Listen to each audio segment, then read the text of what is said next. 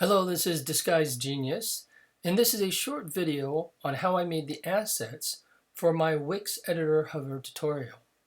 In that tutorial, we were dealing with some web elements called an icon button. The icon button had the ability to save some images for its different states, the regular, the hover, and the click state. For our purposes, we only needed two images. The first image is the portrait of the actor, and the second image is the actor's name over his portrait. The portrait of the actor was found on the internet, and to put the actor's name over his portrait, we use Photoshop. I have opened the actor's portrait here in Photoshop. First thing you have to do is unlock the layer so that you can work on it by clicking on the lock button here. Second thing is to change the opacity to 65%.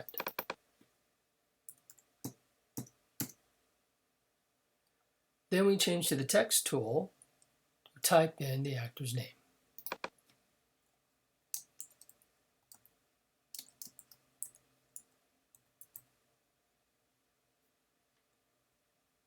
Hit enter, and then I'm going to switch to the move tool to center the name on the actor's portrait.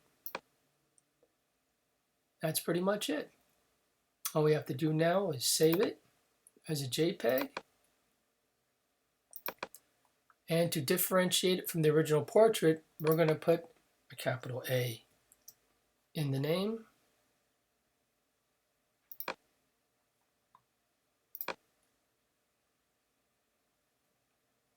And then the actor's portrait, the original, and this image will be saved in the Wix image library to be used when needed for the icon button different states, meaning the regular or the hover and the click state. And that's it. Thank you very much.